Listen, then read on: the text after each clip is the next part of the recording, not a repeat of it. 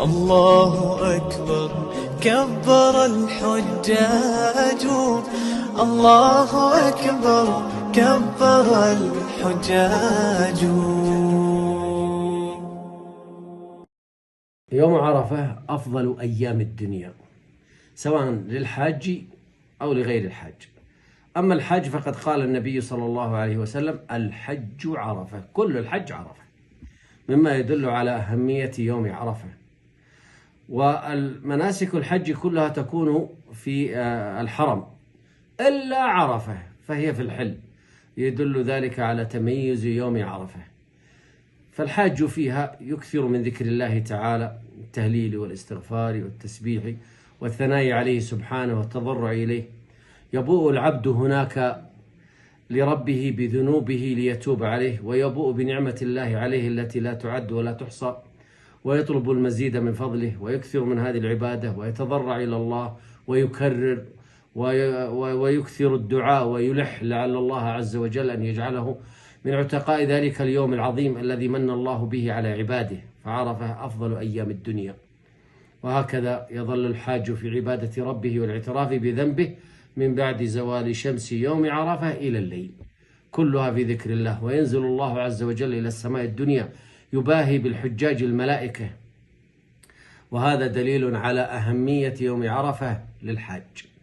أما غير الحاج فيصوم ذلك اليوم لعله أن يتلمس شيئا من فضل الله ورحمته عند نزوله إلى السماء الدنيا. قال النبي صلى الله عليه وسلم في صوم يوم عرفة: إني لاحتسب على الله تعالى أن يكفر السنة الماضية والسنة الآتية.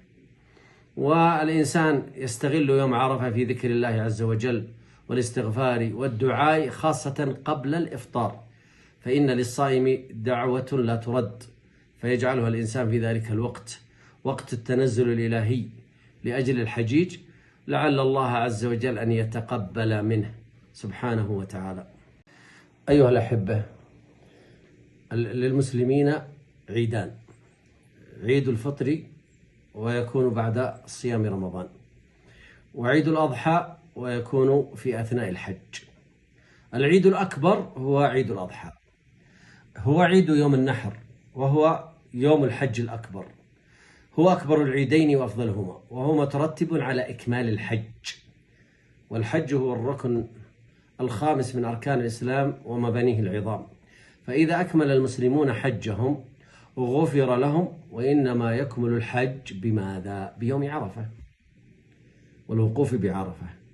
فإذا كمل يوم عرفة وأعتق الله عباده المؤمنين من النار، اشترك المسلمون كلهم في العيد عقب ذلك، وشرع للجميع التقرب إليه بالنسك ووراقة دماء القرابين.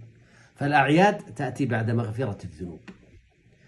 أهل الموسم يوم العيد يرمون جمرة العقبة وينحرون ويقضون تفثهم ويحلقون رؤوسهم ويطوفون بالبيت العتيق. أما أهل الأمصار فيجتمعون على الصلاة وعلى ذكر الله وعلى التكبير، ثم بعد ذلك الأضاحي وهي القرابين. فكما أن الهدي قربة للحاج فالأضحية قربة لأهل الأمصار. ويعظم يوم العيد بزيارة الأرحام والتواصل مع الأصحاب في مشاهد تشعر بالألفة والمودة والمحبة. جمعية الدعوة والإرشاد وتوعية الجاليات بأبها، بالدعوة نحيا.